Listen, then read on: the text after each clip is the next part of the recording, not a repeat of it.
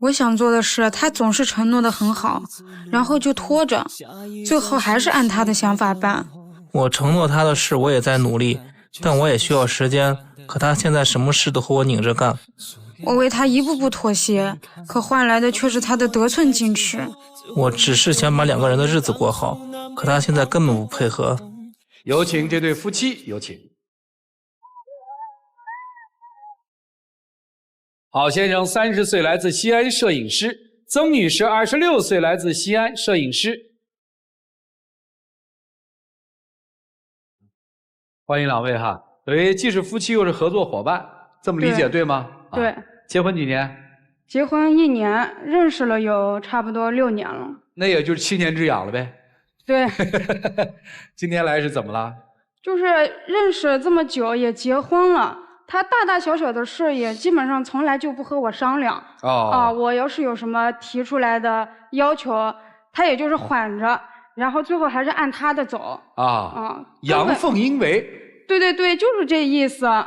所以今天是让老师来改造他是吧？对，感觉就过不下去了。这可别，才1年就过不下去了。对，我也不是阳奉阴违，因为我年纪比他大嘛，比他大5岁。我俩刚开始相处的时候，我也经常去征询他的意见，但是他当时呢就是随便，经常就是没有，他那会儿就没有经过我的同意，就直接跑到我家楼下了。这个事得从我们刚认识的时候说起来。你说啊。那会儿我们认识的话，是我高4吧，就是复读的时候。高4啊。对，复读了1年。然后我们是在网上认识的，因为那个共同的兴趣爱好嘛，然后就加上了好友认识了。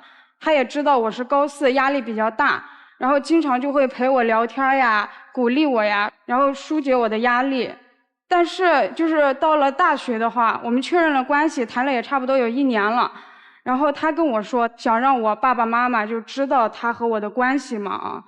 然后我是觉得我才刚上大学没多久，你说就给我爸妈说那个啥谈了个男朋友，我自己也不好意思，也怕我爸妈接受不了。是。因为当时我也比他大5岁，然后我是适婚年纪了已经，我就谈恋爱的话，我是冲着结婚的目的的，我就说是这么长时间了，因为我中间跟他说过很多次，就是能不能让你父母知道一下，他一直在回避嘛，一直不说。那你做了什么？然后他就没经过我同意，直接跑到我家楼下了，弄得我父母和我也挺尴尬的。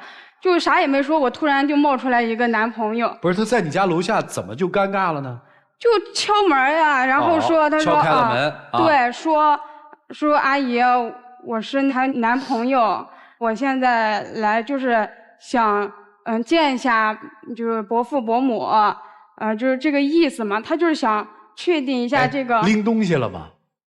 我没拎，空着手啊。对，我现在觉得也不太合适，但是当时不太懂。勇气可嘉，至少敢呐。就是因为特别莽撞，也不跟我商量，也没拎东西。然后我父母一看他，哎，怎么突然就跑来了？不跟我商量，然后那是不是平时也不尊重我，然后不把我当回事？再加上他是北方的嘛，然后我妈妈是想的，到时候我这毕业了还是得回南方，我是南方的。你是哪人啊？湖南的，老家是南方的。现在你们都在西安是吧？对，现在目前是在西安。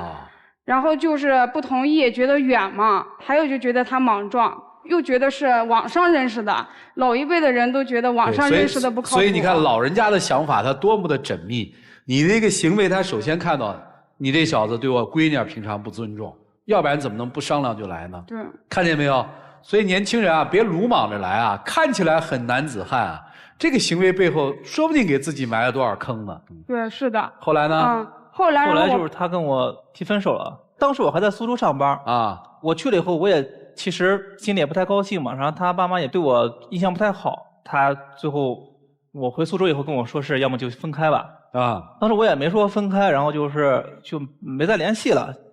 对，然后有一个暑假吧，我就基本上没怎么联系了，慢慢的。然后是开了学。然后有一天就在我们学校，我宿舍楼下看见他了，他就自己跑过来了。又来这一套。对，他自己又跑过来了。因为我当时我确实想争取一下的，我不想这么容易就分开了。去学校干嘛去了呀？因为我俩一人异地嘛，就谈了1年，一人异地。然后我把宿舍工作辞了，我去西安工作去，就是有一段时间能相处，对我俩的感情也比较好。像个男人，这特打动你吧？觉得好像还挺好，我就原谅他，就和好了嘛。你看，和好了之后，我就说上次那印象不好，要不咱们再试试，这次有点什么准备之类的啊，说不定能改善一下印象。然后我就又带他就回了。这次是你带着回家？对，我们一块儿带着回去了。然后我妈就也相处了，她在我家也待了那么1、2礼拜。我爸妈就觉得，哎，这个小伙子还挺接地气的，然后说挺靠谱的，啊，平时帮忙呀，也都没说什么。行，可以。对，然后也觉得，你看当时这么反对了，我也坚持了，2个孩子是不是也还挺喜欢的？然后还有就是我妈当时想，最主要的一个问题就是想我还是回湖南发展嘛，也问了一下，就是，哎，那你以后规划是怎么规划的呢？然后说有没有想过来湖南发展？然后他当时说的是，哎呀，湖南我也觉得挺好的，空气也挺好呀，吃的也挺好，回湖南也挺不错的。那当然听这意思，那肯定就是，世人听着这意思就是那同意了嘛，以后回湖南发展嘛。当时的意思是我也不排斥在湖南，就是咱们看情况嘛。如果是湖南，骗子啊，赤裸裸的骗子啊。对，然后因为我父母觉得那最重要的一个问题，得到他的答案也比较肯定的话，就觉得那还挺好的，挺好的。同意之后，我们回西安也就快毕业了嘛，就一直快毕业了。我父母就是托亲戚找了一份就是美术设计的工作，也跟我专业特别对口，挺好。对，挺好的，我也觉得挺好的。我就跟他商量，我说毕业了，那咱们俩订机票呀啥的，怎么回去，怎么规划呀？他就说挺好的，机票你看订吧。那这个意思肯定就是，那你订，我们回去。但是没过多久，机票也订了。他突然跟我说，他说可能回不去了。他说在这边跟朋友投钱开了个工作室，一时半会儿走不了了，就是这意思。对。因为这个情况也不是我预想到的，因为当时我有个特别好的朋友，也是我们同行，然后他跟我说就是想自己做个工作室，想跟我俩一起。因为我这个朋友认识很多年了，就是我俩关系也好，也处得来。当时跟我说这事儿了，然后当时我俩一算，其实投的钱不是很多，到时候我投了以后，哪有不多，都投了有20来万。刚开始没想这么多，刚开始想我俩不到10万就能做起来，但是后来是我们开始装修，然后钱就花的有点多。那你就忘记了答应人姑娘妈妈的话啦？因为我跟我朋友其实我们那会儿商量过的，就是因为我们2个人嘛，就是我俩前期把这些店运行起来以后。然后我们后面可以再招摄影师，我就可以不用守在这一块儿。他根本就是把这个事把我扣在这儿了。行。那这么一说，我怎么回嘛？对，我有工作室了嘛，对吧？对，你投了钱，我怎么能让你把那个钱打水漂嘛？对。然后就到后面就说咱们也比较稳定了，然后你看要不要订婚啊？因为我在那也托他朋友找了一个兼职的工作嘛，在西安。等于你就没回湖南？对，没回，就找了个兼职工作，因为。我不想在西安长期待嘛，所以就找的是临时的，找他朋友，也是一个美术老师然后他就说，那也稳定了，咱们要不把婚定了吧？我就想这么多年了那就把婚定了吧。当时我跟我父母也沟通嘛，然后说是去他家，然后我跟我爸妈，我们3个开着车，因为当时挺远的，应该1000多公里吧，开了有1天1夜。不是你说这些没用的干嘛呀？我是说你们自己要开的，你坐飞机不行啊？那说的好像苦哈哈的。我跟我爸妈亲自开车1000多公里，开了1天1夜，我是多么有诚心呐！坐个飞机不是挺简单的事儿吗？你说这干嘛呀？我妈坐不了飞机，那是你妈的身体问题，对不对？她已经开始上演苦情戏码了。我们非常真诚的一家人，驱车1天1夜，1000多公里到了你们家了。对，那往下说怎么了？然后当时就是我岳父岳母就觉得我爸妈挺有诚意的，你看，然后呢？当时就把这事儿定下来了呗。就定下来，那没商量一下说结婚？商量了，我爸妈也就是问了一下他爸妈的规划，2个孩子在哪儿发展。他爸妈人也挺好的，就说2个孩子看他们自己，年轻人咱们不管，这意思我妈一听那更高兴了，那就说那就好，大家都开开心心的把婚一定，这就定下了。他当时没表态啊？他当时也表态了，他说哎挺好挺好，以后就在湖南嘛。然后我爸妈就觉得特别好，然后就才答应了。是答应了吧？我当时是答应过的，但是我现在我也就是没有说是我们以后也不回湖南了，但是现在的时间行，这就算答应了。对，答应我们就挺开心的，又回西安了嘛。我就想着那就是不在西安定居，就不要在西安买房子嘛。那当然了，又不打算在西安发展，就先租个房子算了嘛，先过渡一下。没多久他跟我说他在西安订了一套房子，交了定金了，都不跟我商量这么大的事儿，你说这能接受吗？一点都没把我当回事儿。我当时看那个房子，我是没打算定的。没打算定，你看什么？因为我俩一人租房住嘛，就是当时在西安那会儿创业，条件特别差，然后那房子里面也没暖气，经常就是我们洗澡也洗一半也没水了，然后他也经常感冒。他那会儿就是因为天冷就是腿疼嘛，到现在也没好。我想着我俩有个固定的地方住，那也可以啊，我就去看那房子。当时那个售楼工跟我说，这个房子其实就是很多人想要嘛。然后我当时看那个价钱也合适，地段也可以，当时也是头脑一热就把定金交了。你看吧，就因为这事儿，你说我要是自己回湖南，他又不同意，我说我自己回，他死乞白赖的不同意，就求我。这等于是既安了家了，对，就把我也做了事业了，扣那儿了，就是扣在这儿了呗。对，就是这个意思。那我就想着那房子你那个啥，你都没跟我商量。那婚礼办的时候，我总能自己做主了吧？我说那我婚礼两边要一样，都要办主场，这边也要有婚纱，我娘家这边有婚纱，有司仪，就是有各种灯光仪式。他当时也答应的说，行，都答应你。结果又变卦了。当时去他们家的时候，我爸爸妈妈还有我妹妹都去的特别开心，热热闹闹的，办的也特别好，特别隆重。然后到我家的时候，我当时前一天还问他，我说，那咱爸咱妈也就是他爸爸妈妈，我说，机票怎么弄的呀？说不用管，他说他都安排好了，而听他的。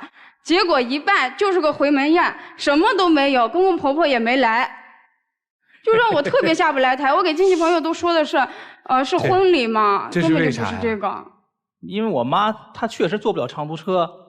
不是，那提亲的时候不是坐了1天1夜的车吗？对啊，因为我当时想的就是提亲的时候已经去过一次了嘛。现在婚礼的话，大家都是一边办主场一边回门宴。那你当时不是答应人家两边主场？因为我不答应他没办法，不答应他的话，婚礼他就……哎呀，你真行啊，小子，这个一步一步的哈，这就委屈了呗。对，心里就特别不舒服。这就算婚前是吧？对，婚前了。那婚后就更不得了了。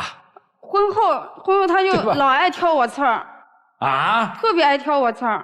我没有挑刺儿，因为我们创业阶段嘛，工作很忙的。他在家里面就一点家务也不干，然后每次我回去还得我收拾，就是地也是我擦。如果是我不动的话，那沙发上的衣服可能就堆满了，连坐的地儿都没有了。因为当时是他说你留西安了，你也付出了这么多，已经挺委屈了。那家里的事，婚后大大小小的家务啊，都我来包了啊，就是这样说的。你真信呐？我信。当然主要都是我做的呀，还是我做。但是你也是不是你自己承诺的？我是承诺的。是不是你作为赎罪来条件的？但是他也不能一点不做呀。我不做，他也不用把婆婆叫过来吧？婆婆来干嘛？婆婆她说我不做的话，她就让婆婆来。那婆婆来一看这么乱，就收拾呗。我总不能让婆婆在那擦地，我在旁边看着嘛。她家就是西安的是吗？她家不是，但是她过来的话特别近，1个小时高铁就过来了，动车。就几10块钱就过来了，然后就经常就是拿这个事压我。也没人做饭，我也忙得顾不上。那我让我妈过来做，也是给咱俩减轻负担啊。那你这不就是拿婆婆压我吗？而且你也根本就没有跟我商量，她就直接把婆婆是叫过来了。那家里这么乱，婆婆看见了，那是不是说我就是为这个家不付出嘛？等于又有承诺，其实又没有兑现。对，就是这个意思。你关键是她后来把我家锁给换了，为啥？我不知道呀，她不跟我商量呀。就是因为婆婆的事不跟我商量，那我就从根本上解决这个问题，我就把锁换了呗。我就觉得这事特别过分，你再怎么样，你换锁你也跟我说一下，然后你也知道要跟你说一下，你之前那么多事他都不跟我说，你现在知道不好说，就这个还工作也没那个啥，没跟我商量。不是你婆婆来了你换的锁还是什么？你怕你婆婆来把锁换？对，之前就婆婆来了走了之后，中途有一段时间我就把锁换，我怕她突然又没跟我商量，我就中途把锁换了。明白了，这次听懂。工作呢？工作上他自作主张把我工作辞了啊，然后他那个工作当时就是个兼职做的，就是他不想找全职嘛，说以后要回去的。当时我一朋友做一个美术培训的机构，然后我就把他介绍到那块儿去了。那当时我这个店也缺人手，生意也起来了。我说招人的话也不好招，你干嘛？那也是个兼职，你就直接过来做呗。对，他就没跟我说，然后我还屁颠儿屁颠儿的去上班。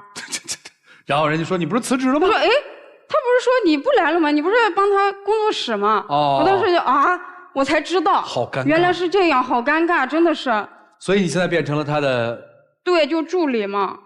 你小子可以啊，这连蒙带骗就把一大姑娘就骗成你媳妇儿了，那到底还回不回湖南啊？当时说的是那个工作室回本了就回湖南嘛。回本了吗？工作室现在差不多回来啊，那就准备回湖南了是吧？没有，他根本就没有这意思。他说的是工作室这会儿，他现在的问题是我俩一起工作啊，他现在就是，他就故意处处对着我干。有些问题说7、8次也不注意，因为有一次我们去外拍，有个顾客是就2大包衣服嘛，他就只带了1包过去。我又不是学这个的，有时候忘记一点东西那也很正常。他就根本就不顾及什么，就直接在顾客面前开始数落我、骂我和我。就有时候冷不丁的还会这样推我一下，就让我特别下不来台。当着顾客的面说的话，确实是我不太冷静。但是你要知道，他一个问题真的是说7、8次都完全。这不是你当时挖人家去的吗？对啊，就是呀。也不是人家要找的你啊，你自己看的呀。对啊，你让我别干了，我还乐意。那也是为咱俩呀，自己的事业呀。那是你的事业，人家的事业在湖南，是吧，姑娘？对啊，我还说继续干我美术老师挺好的。就是呀。还有一次就是拍一个小朋友，因为小朋友的表情是需要就是引导的嘛。对。他就故意给那小孩让他做一些鬼脸，然后特别丑的表情，做顾客也不满意，就是退单。现在就经常是这样。所以你要老使阴招吧，别人也可以使阴招缓一下，是吧？而且现在也回本了，你也没有提这个事儿，老是一拖再拖的。现在是回本，但是好不容易现在开始盈利了，然后咱现在回湖南的话，我不是说不回去，回去的话你再租房住吗？最起码你得付个首付吧，回去以后有个房子住吧。那他又要攒个首付，那又得攒多久呀？又得多少年？那这得拖到什么时候呀？所以女生是看不到回家的路了，是吧？对，一拖再拖的，我就感觉我现在不相信他了。哎，我问几个问题啊。在西安生活和在湖南生活的差别是什么呀？吃的，然后还有我就是在湖南基本上就鼻炎不会犯，我到了西安就是鼻炎，经常容易发炎，还有发烧。哦，就主要是不太适应，是吧？对对对。你有打算给他生个娃吗？不打算，那生了娃那更走不了了。哦。对，我就不想他工作室越干越好，那越干越好，我不是离回家更遥遥无期了？啊，明白了，明白了。哎，你到底怎么想的？来，我们这儿说实话，坦诚一点。我说的是实话，我是想着这件事情说起来真的就是我一步一步这么安排下来的，但是我从心里话说的话，我确实是赶事到现在这个程度，我也答应我就一定会。你们有没有考虑另一种可能啊？让你这合伙人继续做西安，你们把这个品牌在湖南再开一个呢？你们不用回了家，这个工作室不也还在吗？但是我这个朋友吧，现在还不太想让我走，因为现在也挺忙的，说实话。我是想着现在就是趁热打铁呗，现在好不容易做起来了。那你给人一承诺，什么时候能回家？几年之内？2年吧。你信吗？不信。你看不信嘛，反反复复的都不相信。还爱他吗？哎，什么地方吸引你啊？因为他年龄比我小，我觉得他挺可爱的，然后性格也好，就是好多事情上也能迁就我。对对对，主要是能迁就你。你知道他对你的评价其实就俩字儿：好骗。他年龄小，好沟通，他挺那个的，快就俩字儿好骗嘛。就是我想怎么掰咕你，容易掰咕吗？这就幸好是这姑娘的性格好，这姑娘的家人不是那么找后账的人，要不然你们俩这婚姻指不定就没有，或者就散了呢。但是现在这就是个大问题，实际上面是一对新婚夫妻对于未来的规划，在心底里面是完全相反的。这个事儿应该怎么办？小子别不在乎啊，这是个大事儿，真得考虑清楚。你们听听老师们的分析吧，一起进入丘比特问卷。男生你很厉害，我发现你对付妻子有用不完的聪明。就像回湖南这一件事情，回本了，2年以后我们回，现在真的回本了。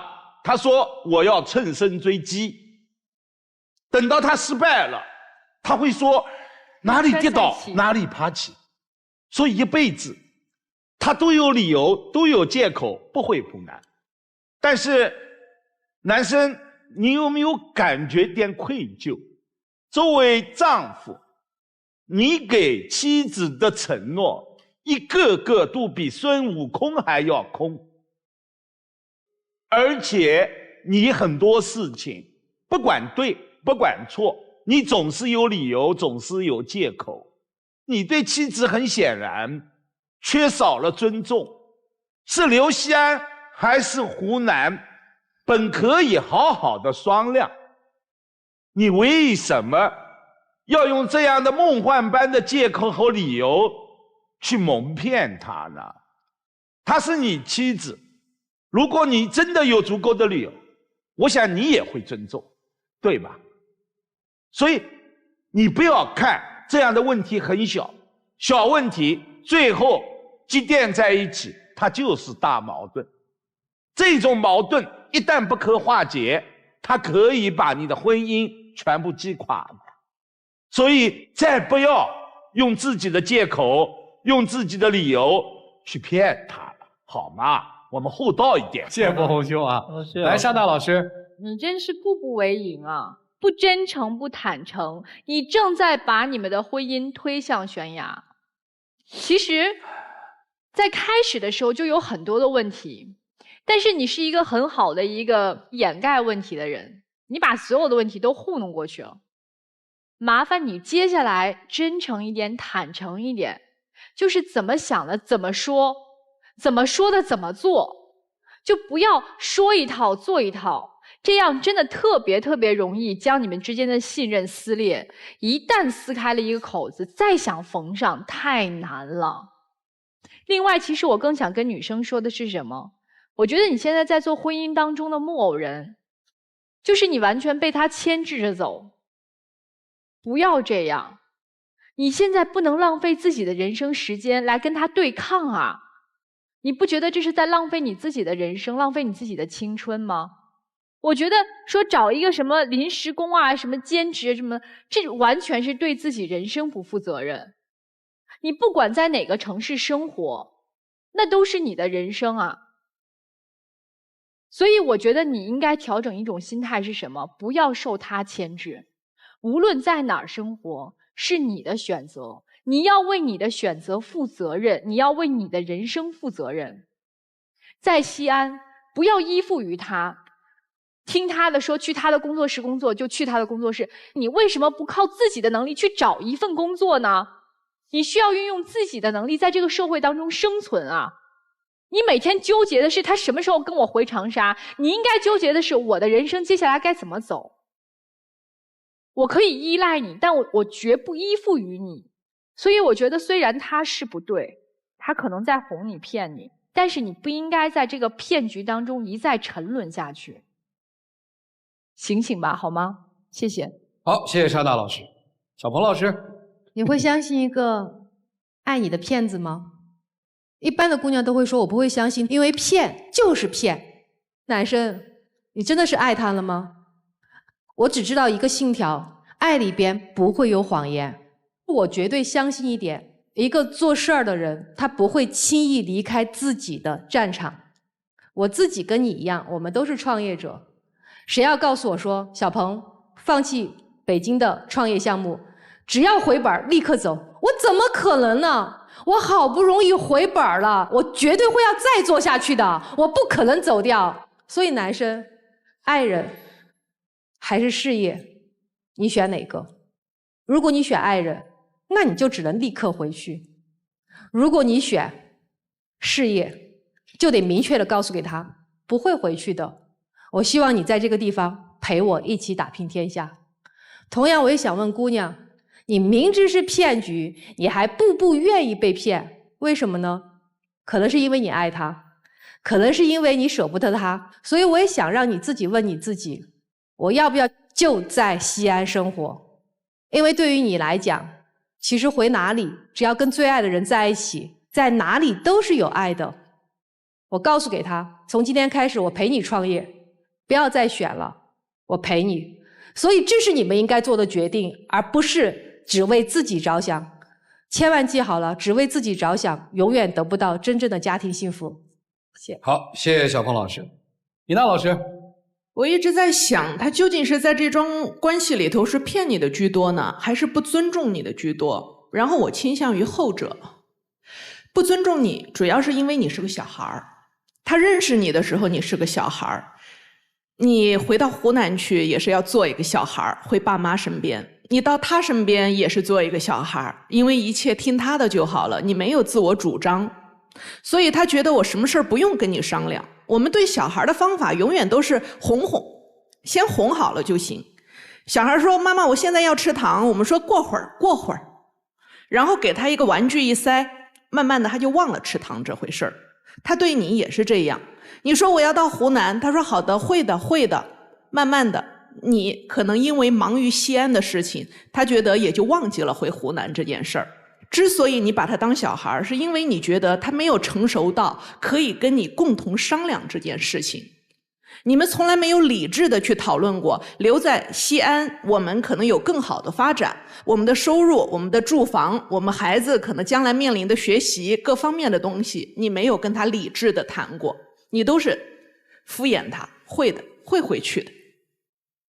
如果你肯把她当成一个成年女人，做这一些决定的时候能理智的去跟她商量，她听不懂教她引导她，而不是敷衍她，可能她也慢慢的能接受为什么我们此刻要在西安，她也不会这么愤怒，就觉得你怎么什么事情都是骗我的，都是等等，到最后都变卦了。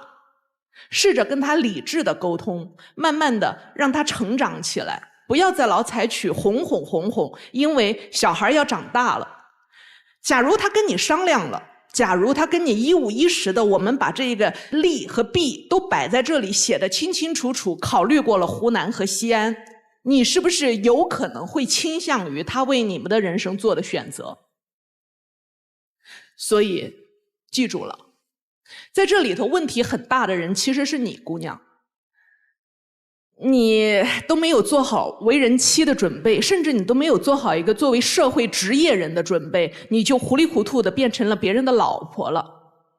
其实留在西安的你，眼前有两条路，就是在他即使不做改变的情况下，你面前也有两条路。第一条路是，我边在西安生活，我边找自己的工作，我不让我老公的朋友给我介绍，因为内将受制于人，由他们决定我的职业方向。我可以自己求职，自己应聘，这是一条。第二条路是，我管你同不同意，你说还要在西安创一阵业，没关系，那我先回我爸爸妈妈那边去。我可以先回湖南去，我们两地分居，但是并不影响我们依然是关系很好的夫妻呀。我们依然可以周末比如说买个随意飞，然后周末的时候我就飞过来看看你，你来看看我啊，反正是做自由职业，你的时间应该相对还是比较宽松的。可能两地分居着，总有一方决定还是要走到一起了，对吧？但两条路你都没做，为什么？因为你缺少自己的人生主动性，你一直在被动的等人安排你的人生，问题最大的就是你。高考失败了，全部的人都告诉你必须得考上大学，你考上了大学，谈恋爱了，男朋友去提亲了，你就嫁给他，你爸你妈帮你在老家找到工作了，你就打算回去工作，男朋友让你到西安去帮你找到工作了，你就去男朋友找到的工作去工作，男朋友告诉你那份工作不能做了，你也就失业了，男朋友让你来他的工作室工作，你也就又上岗了。所以你的人生里头从来没有为自己主动的做过什么，与其被动的永远等人安排自己的命运，你不如想想看怎么样给自己的命运安排一下。想争取更多的权利和尊重，你得自己先站起来，先为自己发声。谢谢明达老师啊。没啥呀，别皱着眉头啊，路不都指好了吗？留西安回长沙，把她当成一个女性，平等的跟她谈，学会尊重，这不都是路吗？别愁眉苦脸的，想办法吧。啊，爱不爱的你们自己心里有数。接下来一起进入真情对话。今天听了老师们说这么多，我也挺有感触的。主持人的建议其实也挺好，就是我可能接下来我就尽可能的跟我的合作伙伴商量一下，然后如果这边能放手的话，咱俩就一起回湖南。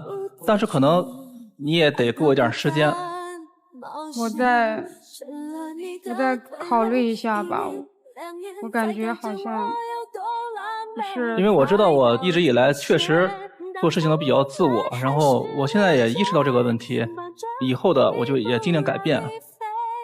行，那我再考虑一下，就这样吧。谢谢两位，请回吧。来看一看这对夫妻作何选择，请开门。我爱你，你爱我，我们再也找不到解脱。回去以后私下商量商量啊，尤其是女生要提出一个解决方案，咱们来商量。好了，接下来浪漫时刻留给他们吧，各位请见证，这就算给你补一个那个主场了啊！来来来来。世上独一无二，不说出去只是言。Marry me, my baby。谢谢两位，祝你们幸福，请回吧。每一个你都是幸福的起点，永远不会变。接下来有请我们老师进入到京云中央厨房，让我们一起进入爱情保鲜剂。有网友提问说，我跟男友还没结婚呢，我自己身体不好，怀孕几率呢只有1半，属于困难户的那种，想经过治疗，但是经济呢又不允许。现在他妈妈要求我必须怀了孩子才能结婚，我男朋友还是想着我的，可是他妈妈很强势，我不忍心看他两面为难，我真的不知道该怎么办。这样的婆家嫁进去也是只有你受罪，因为从始至终他只把你当做了生育工具。谢谢4位老师跟我们做的精彩的人生分享，当然也要谢谢电视机前收看并且陪伴了我们的观众朋友们。下期节目我们再见，谢谢大家。传递生活正能量，天津卫视。